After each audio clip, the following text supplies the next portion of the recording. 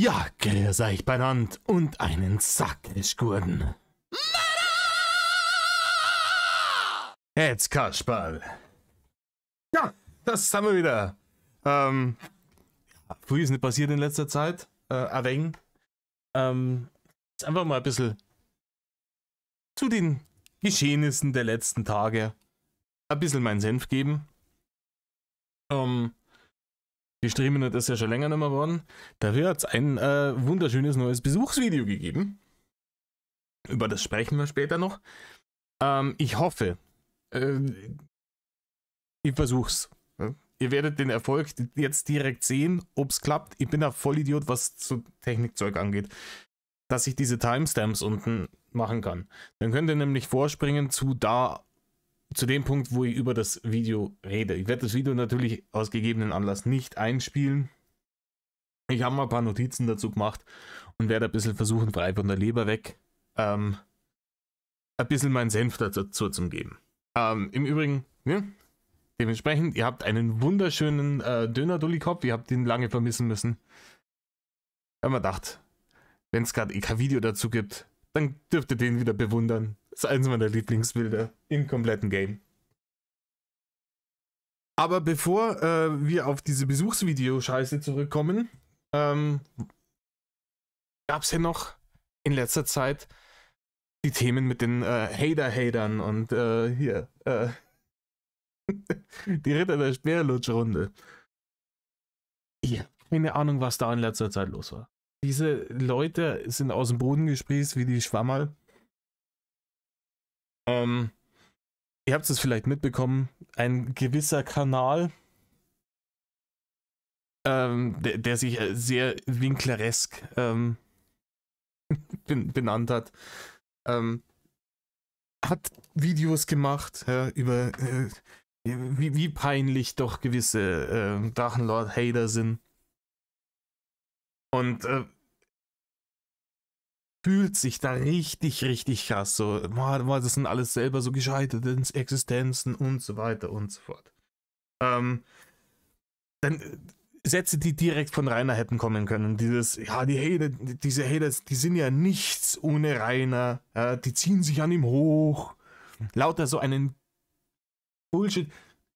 Also zum einen, weder ich noch diese Leute, auf die er da in den Videos eingeht, sind nichts ohne Rainer.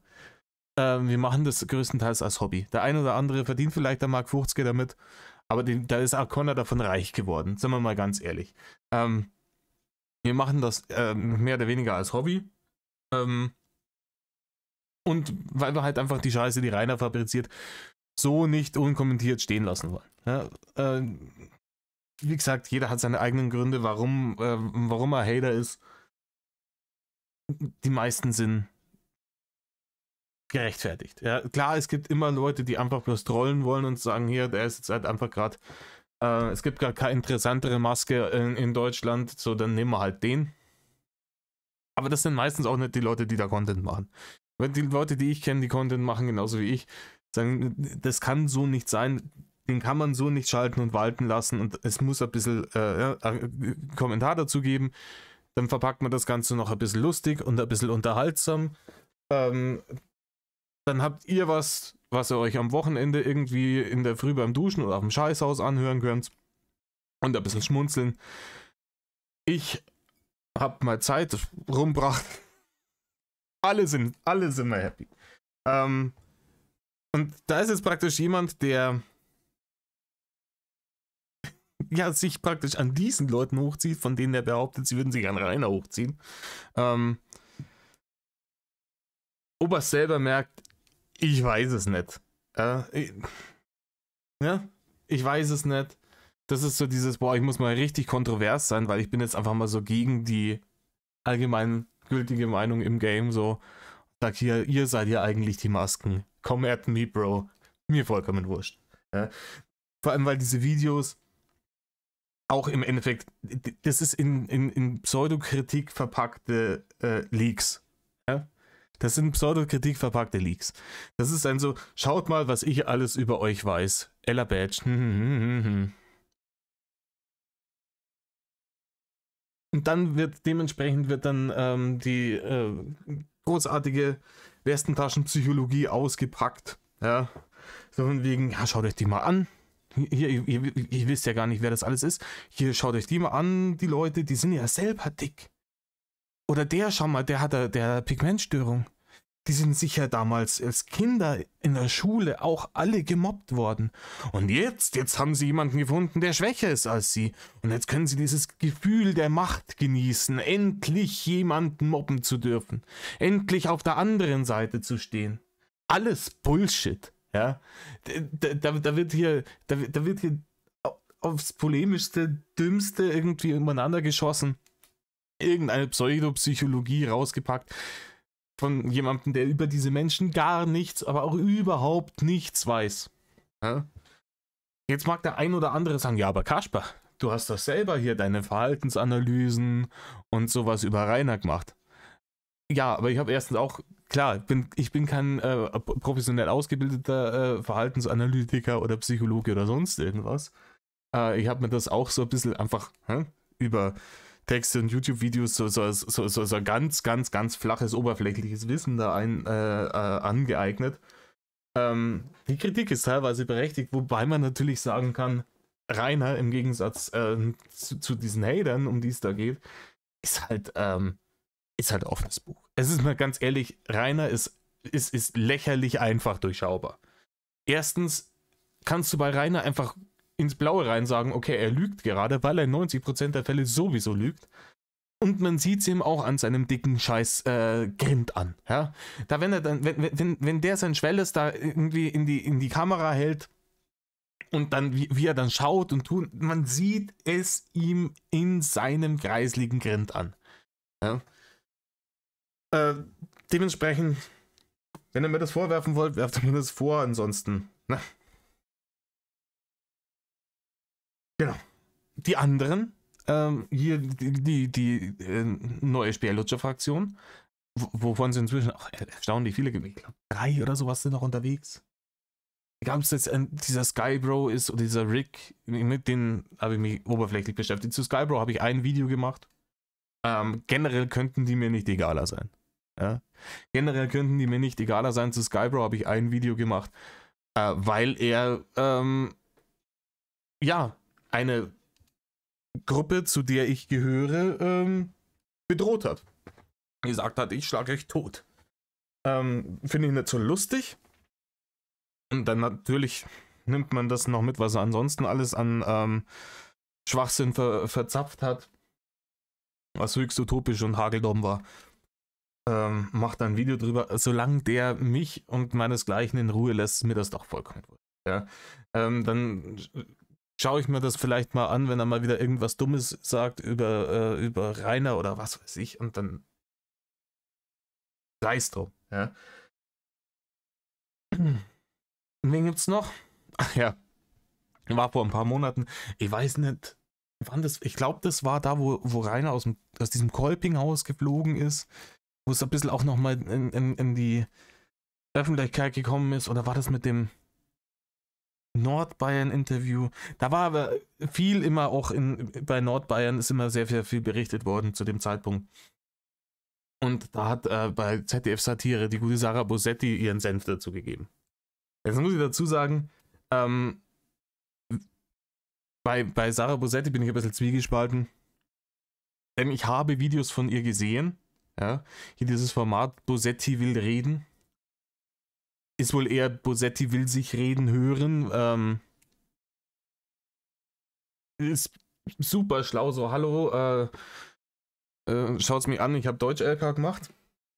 Keine Ahnung. Wenn sie tatsächlich Themen hat, wo sie sich auskennt und ich mich dann zufällig auch da auskenne und sie sich vielleicht vorher mal, ich nehme es mal an, 5 Minuten die Zeit genommen hat, dann dieses Thema tatsächlich objektiv zu betrachten, ja, was auch nicht immer der Fall ist, da macht die ab und zu echt gute Sachen. Ja, also ich habe schon Videos von der gesehen, wo ich gesagt habe, hey, da hat sie sich gut informiert, da hat sie versucht objektiv zu bleiben, hat das auch gut geschafft. Das Ganze ein bisschen satirisch verpackt, passt alles wunderbar. Aber auch ansonsten hier wieder, ansonsten wird halt wird sich halt grob informiert und dann wird rausgeschissen. Was die, da vor einigen Monaten hat sie noch groß über hier Rainer verteidigt. Ja, weil sie da mitbekommen hat, über die Nordbayern Interviews und den ganzen Scheiß, mal hier Mobbing-Opfer, Ding, hat sich offensichtlich nicht im geringsten mit Rainer beschäftigt. Dann wird erstmal hier der Drachenlord verteidigt. Auf der anderen Seite aber permanent eine auf Turbofeministin gemacht. Jetzt frage ich mich, wie das zusammenpassen kann, dass ich auf der einen Seite sage, hier Feminismus und das böse Patriarchat und bla bla bla bla blups. Und auf der anderen Seite verteidige ich einen Mann, der noch nie eine Nummer von einer Frau bekommen hat, ohne ihr sofort Pimmelbilder und Wix-Videos zu schicken. Der auf eine widerliche Art und Weise mit Frauen umgeht, dass es seinesgleichen sucht und ein Frauenbild hat, mit dem er vielleicht in Saudi-Arabien oder im 19. Jahrhundert noch gut gesellschaftlich angesehen wäre. Und da muss man nicht lange drüber graben. Man muss einfach nur Rainer oder Drachenlord Frauenbild eingeben bei Google oder YouTube. Da kommt genug. Ja? Und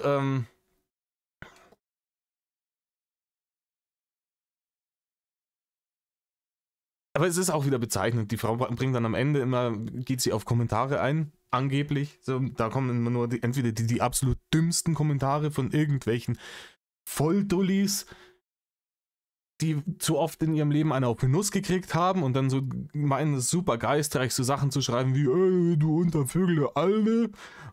Oder es sind super positive Kommentare, die ihr Honig ums Maul schmieren.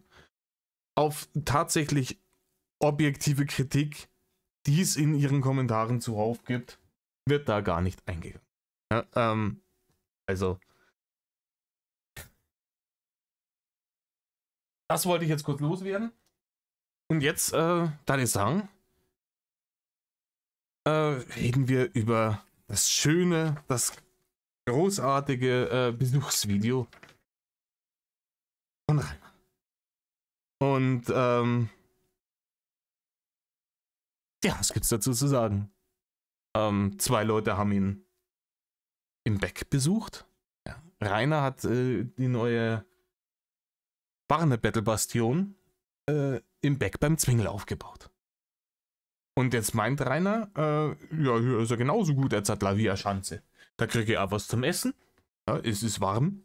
Wahrscheinlich wärmer nur in Wiener Schanze. Allerdings ist scheiße, weil die haben halt Öffnungszeiten, die machen oft noch zu. Schwierig. Und dann geht Rainer her und geht Mitleidsbachne betteln, indem er über den Feldweg läuft und behauptet, ja, da hinten in dem Waldstück, da werde ich heute Nacht nächtigen müssen. Weil ich obdachlos bin, wegen die Haters und den ganzen Schmack. Wo alle Leute wissen, dass er nicht im Wald schläft. Ja, also sogar die ganzen NWO-Leute haben diese Sachen ja vorher schon gewusst. Also die haben ja stellenweise seinen Aufenthaltsort noch nicht geleakt. Erst als er dann angefangen hat, im Streamen wieder die Barren-Battle-Maschine anzuschmeißen und zu sagen, ja, ich muss hier auf der Straße schlafen und hier seid mal mehr in Geberlaune und so eine Scheiße, haben die gesagt, hier nix, Straßen schlafen. Ja, der pennt hier im Hotel. Und da lässt er sich's erstmal saugut gehen.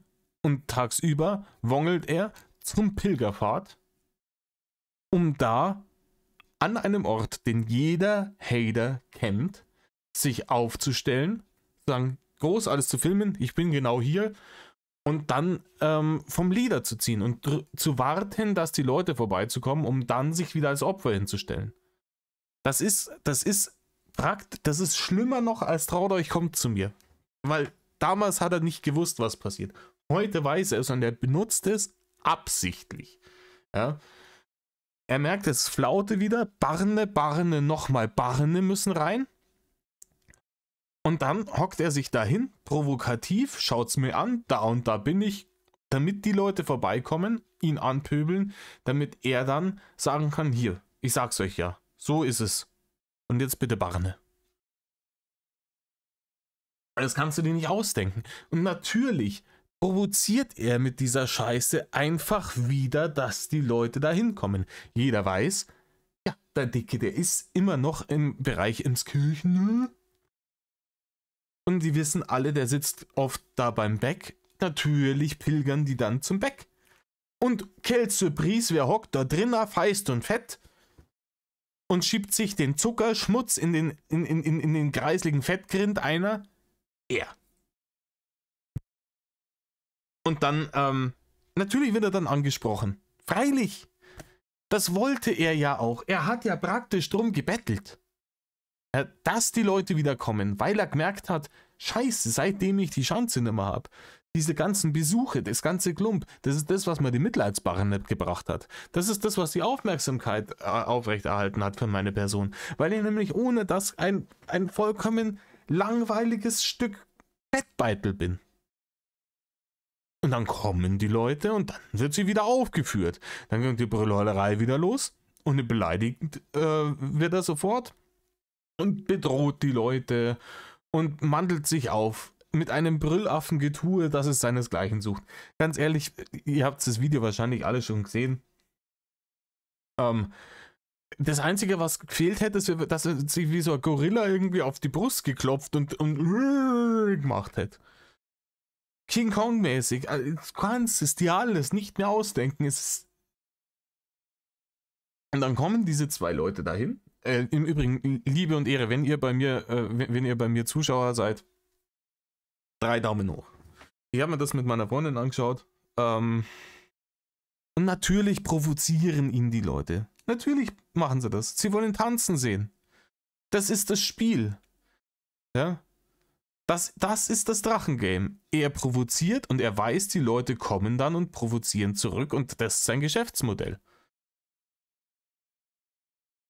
Und natürlich provozieren die ihn auf eine Art und Weise, die unter normalen Umständen mit anderen Protagonisten überhaupt nicht gehen würde.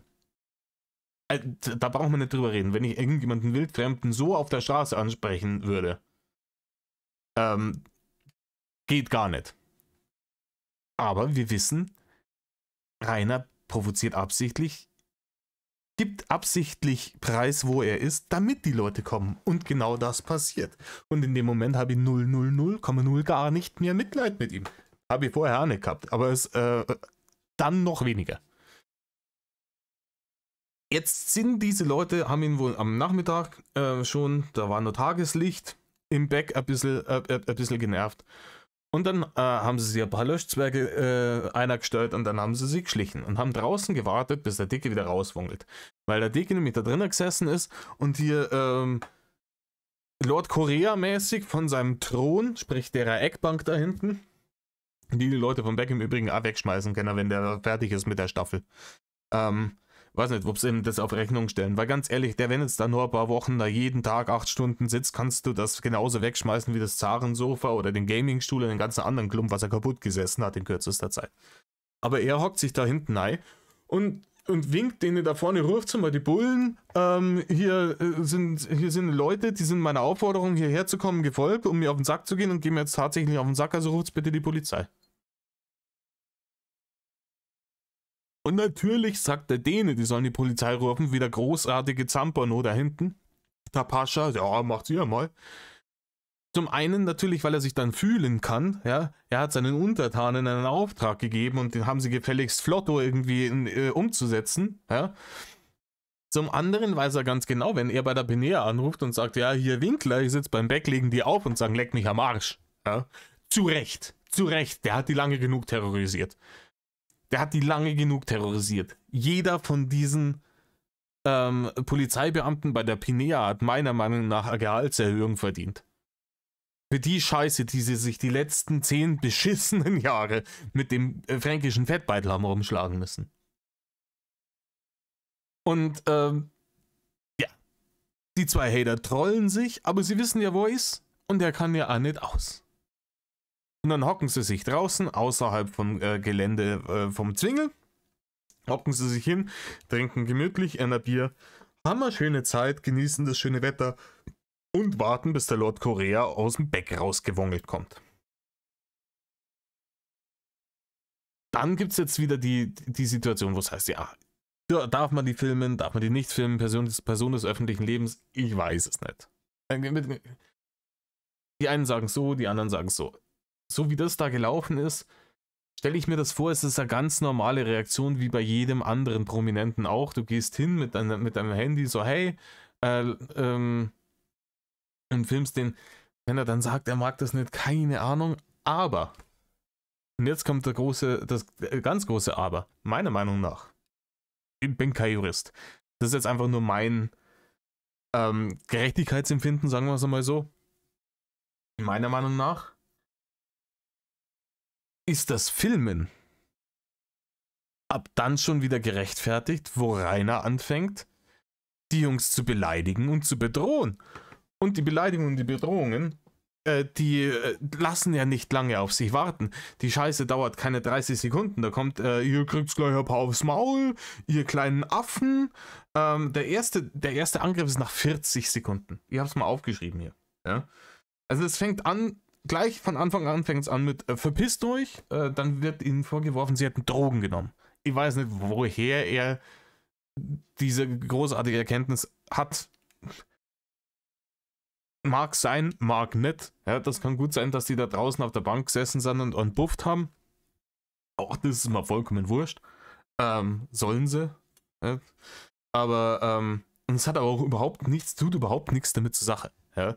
Das ist einfach sowas, der Rainer wirft denen irgendwas vor, wovon er gar keine Ahnung haben kann.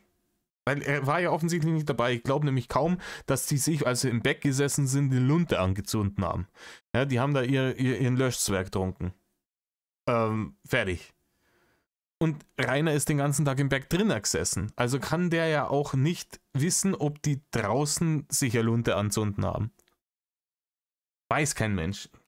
Er behauptet auf jeden Fall, die hätten riesengroße Pupillen. Ich weiß nicht, wie er es mit den Diabetes-Schweinsäuglein überhaupt sehen will, in der dunklen Nacht auf die Entfernung. Ist auch wieder wurscht. Auf jeden Fall wird das halt gemacht, um da was rauszuschmeißen für den Fall, dass dieses Video später vor Gericht irgendwie relevant wird, dass er sagen kann, ja hier sage ich es doch, die haben ja Drogen genommen. Einfach damit das im Raum steht, um die Leute dann potenziell unglaubwürdiger zu machen. Weil Rainer ist ja natürlich hageldumm, aber auch Rainer hat gelernt bei der Berufungsverhandlung, Zeugen, die unterm Einfluss von Rauschmitteln standen, als wenn es passiert ist, oder danach bei der Verhandlung, sind weniger glaubwürdig, und da hat er wieder eine höhere Chance, dass er mit einem weiteren blauen Auge davon kommt. Deswegen stellt er das jetzt in den Raum so, die sind sowieso irgendwie auf XY so. Und die sind vollkommen unberechenbar, und deswegen ist alles, was er tut, ab jetzt nur noch Selbstverteidigung etc. Und da kann ihm dann rechtlich wieder gar keiner was.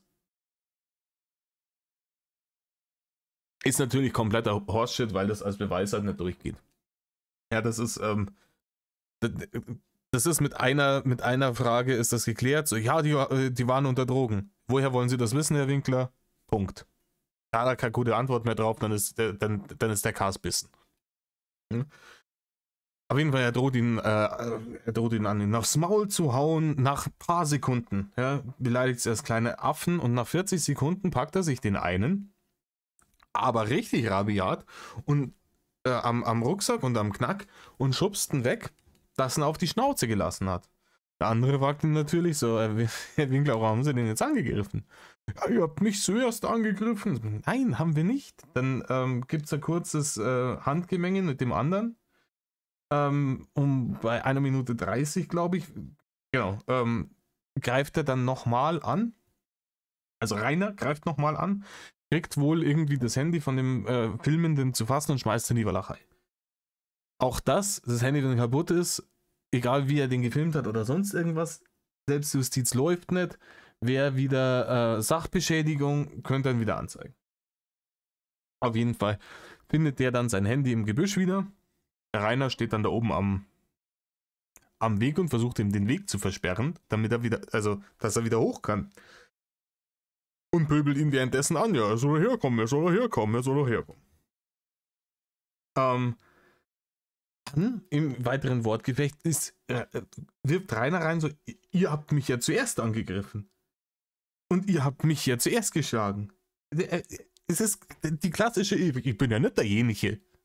Obwohl es wenige Minuten zuvor auf Film aufgenommen wurde, wie so oft, dass er derjenige ist, der handgreiflich geworden ist. Und wie gesagt, scheißegal, wie die den provoziert haben. Ja, also so krass provoziert haben sie. Sie haben gefragt, ob sie ein Foto mit ihm machen können. Und sie haben gefragt, wo er pennt. Und er hat gesagt, verpisst euch, hier, Drogen genommen, ja, aufs Maul. Und dann hat er sie angegriffen. Und dann hat er das Handy weggeschmissen. Das ist nicht verhältnismäßig. Vor allem, weil er ja genügend Platz, er kann sie ja verpissen. Es ist ja nicht so. Das Problem, was Rainer nur hat, warum er schon wieder so brutal aggressiv geworden ist das, wenn er jetzt einfach geht, er hat ja kein Auto. Ja, er kann ja nicht einfach wegfahren und die Hater da praktisch stehen lassen. Er muss wegwongeln. Und zwar dahin, wo er tatsächlich pennt. Solange die ihm natürlich folgen können, zu Fuß, kann er da gar nicht hin. Zum einen, weil er es natürlich dann liegen würde, wo er gerade pennt. Zum anderen natürlich, weil er dann natürlich offensichtlich wird, dass er gelogen hat mit ich schlaf im Wald. Also ich meine, es ist vorher schon offensichtlich gewesen, dass er gelogen hat mit ich schlaf im Wald. Für jeden, der 3 Murmeln im Kopf hat. Ja? Aber dann hätten sie den Beweis. Hier, nix Wald. Da pennst du, Rainer. 4 Wände, Dach in einem Haus. Deine mitleidsbarende Lüge geplatzt. Und zwar nachweisbar. Und das macht ihn natürlich matt. Ja? Der Beck macht zu. Er will in egal welches Loch wieder kriechen, wo er sich momentan versteckt. Und das kann er nicht, solange die da sind. Und da steigt natürlich der Blutdruck, weil erstens steigt bei Rainer von allem permanent immer der Blutdruck. Aber solange das der Fall ist, muss er auf seine beiden Elefantenstelzen da in der Gegend umeinander wongeln. Und wongeln tut er, aber leck mich am Arsch. Da stolpert der umeinander wie der hinterletzte Körperklaus, als er versucht irgendwie sich vor den Besuchern da aufzubauen. Kannst du alles nicht mehr ausdenken. Er muss auf den Füßen bleiben. Er kann sich nicht einfach dann da irgendwo hinflacken, hier wichsen, Anime gucken und dann Herrgott an Gurren Mo sein lassen für den restlichen Tag. Nein. Er muss warten, bis die sich verpisst haben. Und die werden sich sicher nicht verpissen, weil sie genau wissen, dass es ihn zur Weißglut treibt. Und,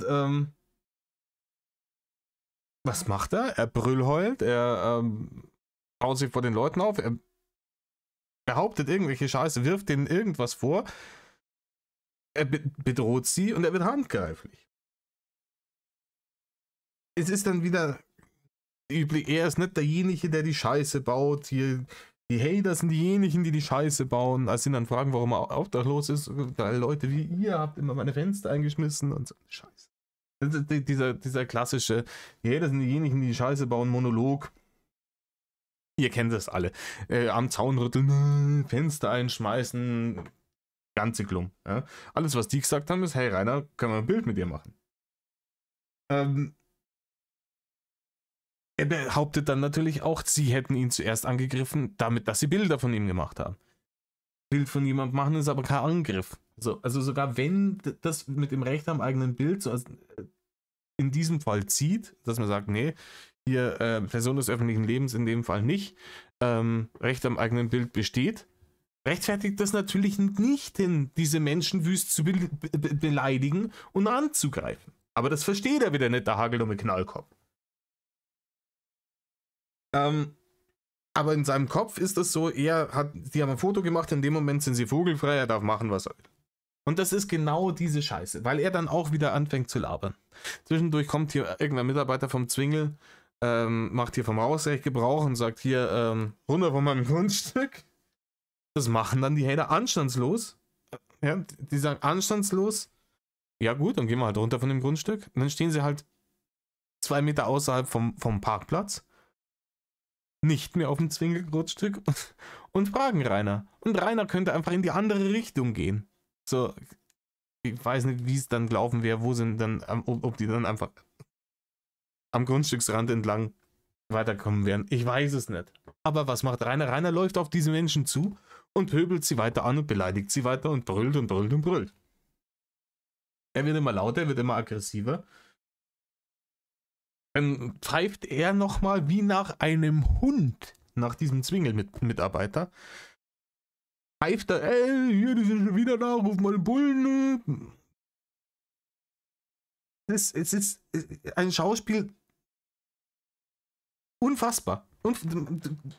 Ich könnte es nicht als Drehbuch schreiben, wie dumm die Situation ist. Anstatt dass er sich aus der Situation mal wieder zurückzieht. Natürlich wird er auch deswegen nett, weil er jetzt merkt, oh, da wird es ihm richtig verdeutlicht, dass Schanzenverkauf war halt eine saudumme Idee. Bei einer Schanze, wenn es ihm zu viel geworden ist, dann hat er sich in die Schanze zurückziehen können. Wenn er gesagt hat, ich habe keinen Bock mehr, draußen auf dem Hof, dann ist er reingewongelt. Und hat vielleicht noch ein bisschen aus dem Fenster gebrüllt oder sowas. Aber die Bullen angerufen, die sind dann auch gekommen meistens. Und das hat er halt jetzt nicht mehr. Der steht jetzt da auf dem Zwingelparkplatz. Ja, Bumsli, Pech gehabt. Dann kommen wieder solche Sachen. Er wirft ihnen wieder Sachen vor, damit das bei denen auf dem Video ist. Ja? Er sagt, hier, pass mal auf mit dem parkenden Auto, du schlägst da deine Tasche dagegen und du siehst halt deutlich in der Einstellung, wo der Hater näher auf ihn zugegangen ist, dass der noch nicht mal auf dem Parkplatz steht. Der steht meterweit weg von diesem Auto, das da irgendwo parkt. Rainer haut das einfach mal raus, damit es da auf dem Video ist, damit er danach behaupten kann, hier die Hater haben hier die Scheiße gebaut, die haben hier ihr fremdes Eigentum mutwillig kaputt gemacht oder beschädigt. Ja?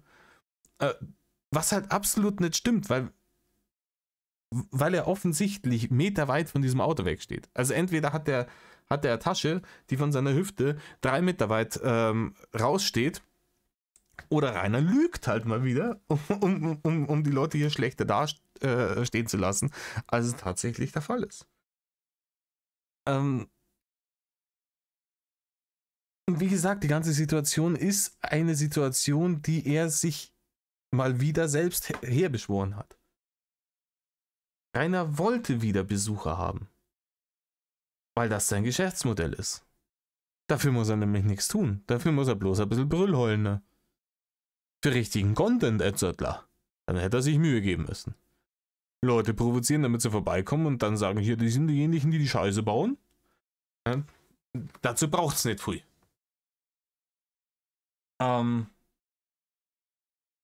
Das Lustige ist, später dann, als dann nochmal dieser Zwingel-Mitarbeiter kommt, hält er denen das Handy unter die Nase und sagt, ja, hier um so und so viel Uhr habe ich die dann gefilmt.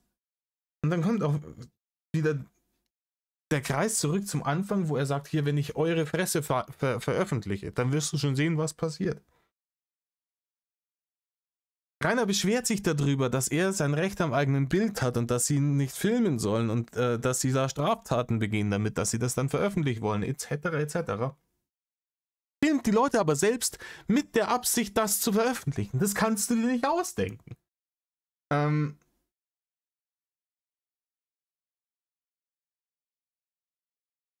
Ja, zwischendurch kam noch mal eine Morddrohung. Ja. Hier, der Hater meint irgendwie sowas grob, so das Beste für dich wäre, wenn du dich löschst. Also, nee, das Beste für mich, wenn ich so Leute wie euch alle umbringen würde. Kann man sagen. Kann dann aber auch strafrechtlich relevant sein, Herr Winkler, würde ich mal sagen. Im Übrigen, die Herr Winkler-Scheiße ist der nächste Kampf. Da stellt er sich dahin, fett und feist, beleidigt die Leute, duzt sie von vornherein und wenn sie dann sagen, du und Rainer, das heißt Herr Winkler, etc. und rastet komplett aus, warum sie ihn nicht mit Herr Winkler anreden. Tut mir leid, Rainer, wenn du die Leute bespuckst, oh ja, stimmt, bespuckt hat er sie auch noch, wenn du Leute bespuckst, ja, als Arschlöcher, Hurensöhne, Fotzen, Affen, sonst irgendwas bezeichnest, ja, glaubst du, dann haben die noch Bock, dich zu siezen und mit Herr Winkler anzureden? Zumindest unironisch. Nein, Rainer, natürlich nicht. Ja? Dann kommt nochmal das mit den Drogen, ist ja voll drauf. Ja? Der große Verteidigungsmonolog. Dann sagt er hier, ja, ihr dürft das alles nicht, weil Paparazzi sind auch verboten. Ich weiß nicht, ob Paparazzi sein verboten ist. Wenn das so wäre, jetzt wahrscheinlich diese ganzen Klatschzeitschriften für die Volldullis nicht. Ich weiß nicht, wie die in der Freizeitrevue oder den ganzen Klump. Da gibt es ja hunderte davon, wo überall derselbe Scheiße drin steht. Da denkt sich irgendeiner eine Lüge aus und die anderen kopieren es von denen. Aber die ganzen Bilder, die da drin sind, die gäbe es ja alle nicht, wenn Paparazzi sein verboten wäre. Also.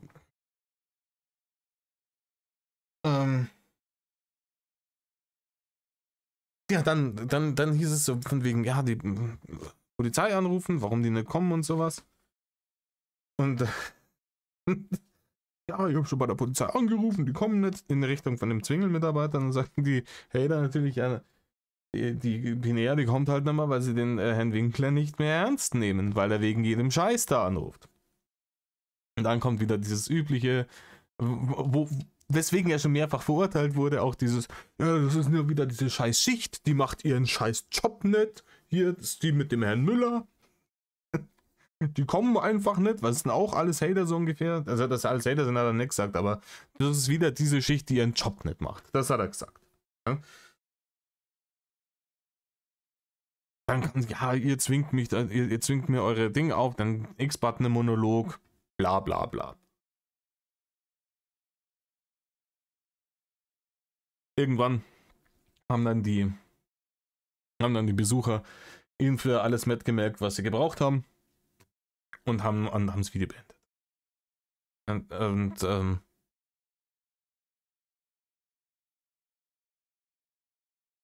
Wie gesagt, keinerlei Mitleid.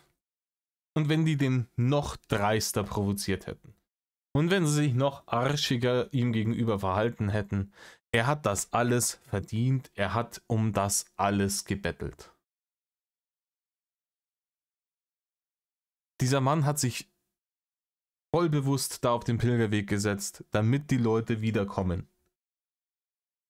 Und dann sagt er hier, ja, ich hab mich doch gelöscht, ich war doch jetzt Wochen, Monate raus aus dem Internet. Nee, Rainer, warst du nicht, du hast zwischendurch auch immer wieder auf TikTok irgendwie einen Scheißdreck hier für die Hoffnung und so ein Scheiß, wir erinnern uns. Du warst nie komplett ganz weg, es ist immer was gekommen. Das längste, was du weg warst, war August.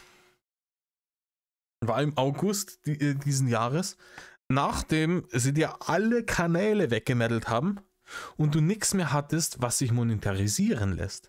Und da warst du nicht freiwillig weg, weil du gesagt hast, ja, ich probiere das jetzt mal aus mit der Abstinenz vom Internet und schauen, ob der Hate weniger wird. Und der ist weniger geworden. Sind wir uns da mal ganz im Klaren darüber. Der Hate ist deutlich weniger geworden. Und mein YouTube-Abo-Feed, der war ja praktisch leer zu der Zeit. Und er hat aber das nicht freiwillig gemacht. Er hat das nicht gemacht, damit der Hate weniger wird. Rainer hat das gemacht, weil er keine Kanäle hatte im Internet, die er monetarisieren konnte. Weil im Gegensatz seiner eigenen Heldensage vom heldenhaften Drachenlord macht Rainer das nicht, um ein Zeichen gegen Mobbing zu setzen. Den Kampf gegen Mobbing weiterzuführen und irgendwie die Welt zu einer besseren zu machen. Nee. Barne und nochmal Barne. Rainer will einfach nicht arbeiten gehen. Das ist der Punkt. Das hat uns in dem einen Video mehr oder weniger auch gestanden. Ja? Rainer will nicht arbeiten gehen. Ich weiß nicht, ob Harry Potter-Fans mit dabei sind. Hier in so ein im Englischen heißen die Boggarts, ich weiß nicht, wie sie im Irrlicht im Deutschen. Ich weiß es nicht. Die praktisch immer die Form dessen annehmen, wovor du am meisten Angst hast. Ganz ehrlich, wenn Rainer so ein Irrlicht sieht, dann nimmt es die Form von einer Lohnabrechnung an. In einem Angestelltenverhältnis. Weil das heißen würde, wo drauf steht, hier 40 Stunden die Woche gearbeitet. Das ist das Ding. Und für den Ridiculous Ding ist er zu doof. Rainer hat keinen Bock zu arbeiten, das ist der einzige Punkt. Ich habe auch keinen Bock zu arbeiten. Sind wir mal ehrlich, die meisten Leute haben keinen Bock zu arbeiten. Ich habe in meiner Freizeit Besseres anzufangen. Zum Beispiel hier zu sitzen, Bier zu trinken und über Rainer zu schwadronieren. Ja, oder datteln oder mit meinen Kumpeln fortgehen oder mir Filme und Serien anschauen oder was weiß ich. Ja? Sex, Drugs, Rock'n'Roll, was weiß ich. Was auch immer euer Pläsier ist. Jeder von uns hat Besseres zu tun, als 40 Stunden in der Woche da in irgendeine Arbeit zu wollen. Es gibt Leute, die finden da sehr große Erfüllung in ihrem Job, aber bei den meisten Leuten ist es halt ein Mittel zum Zweck. Die gehen arbeiten, damit sie sich ihr Leben finanzieren können, so wie jeder andere Mensch auch. Rainer ist der Meinung, sein Leben muss von anderen Leuten, die arbeiten, finanziert werden, weil er wäre ja schön blöd, wenn er selber arbeiten würde. Beim Harzen kommen da genug Barren rum, weil da kann er nicht hier auf großem Fuße leben. Deswegen wird das Internet bemüht. Und dann werden wieder irgendwelche Gehirnamputierten gesucht, die ihm sein Märchen vom armen Mobbing-Opfer glauben, die Barren reinschmeißen, bis die Funken stieben.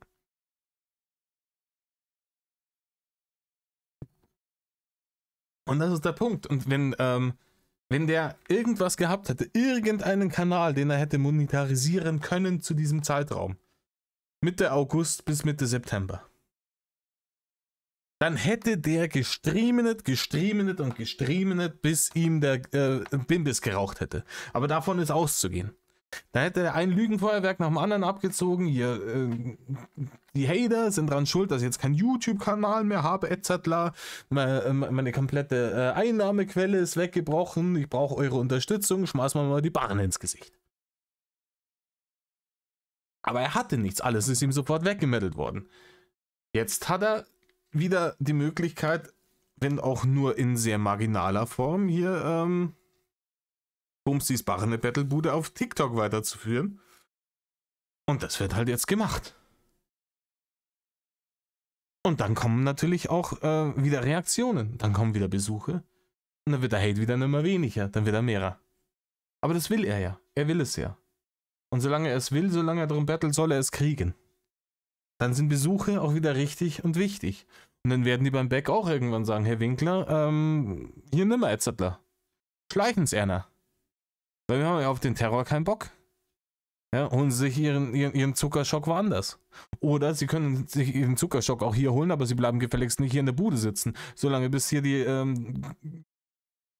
Parade von Besuchern wieder aufschlägt und uns das Leben zur Hölle macht. Und solange es so weitergeht, wird er sich's mit immer mehr Leuten verscherzen. Immer mehr Leute werden ihn weiterschicken und werden sagen, Rainer, schleich dich, ja. Du suchst es dir so aus, dass du dich mit diesen Leuten rumprügeln willst, weil du zu stur bist. Es einfach bleiben zu lassen.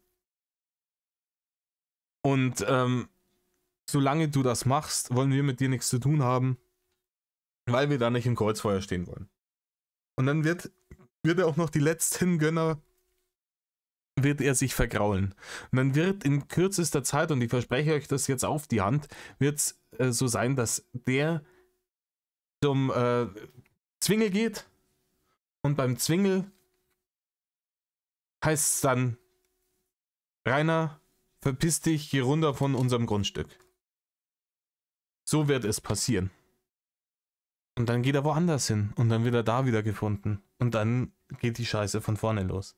So lange, bis er sich überall so gottsunmöglich gemacht hat, dass er dann tatsächlich irgendwann wirklich im scheiß Wald schlafen muss. Und selbst dann wird er im Wald sitzen und wird den Eichhörnchen vorschwadronieren, dass er immer noch unbesiegt ist, etc., dass er viel mehr hat wie alle anderen, dass er sich was aus dem Nichts aufgebaut hat und als alles nur die Schuld von den böse Haters, dass das alles gegen die Wand gegangen ist. Ja? Dann scheißt er sich noch ein wenig in die Hosen, weil, sind wir mal ganz ehrlich, bei der Ernährung, dünner Dullikopf. Ja? Und dann weint und wichst er sich in den Schlaf. Und das wird so lange so weitergehen, bis entweder ein Gericht ein Machtwort spricht und sagt, Herr Winkler, wir sprechen Ihnen die Mündigkeit ab, Sie kriegen einen Vormund, Sie kommen hier in eine betreute Einrichtung, da wird Ihr kompletter Tagesauflauf, wird Ihnen vorgegeben, dann und dann wird aufgestanden, so und so viel Taschengeld gibt's, da und da wird gearbeitet, die und die Medikation, auf die werden Sie eingestellt. Entweder das oder der liegt in 2 Jahren irgendwo tot unter der Brücke, das verspreche ich euch auf die Hand. So, in diesem Sinne, beweist sich mal wieder, tut bitte nicht, was Rainer tut. Unter gar keinen Umständen. Und Medloff?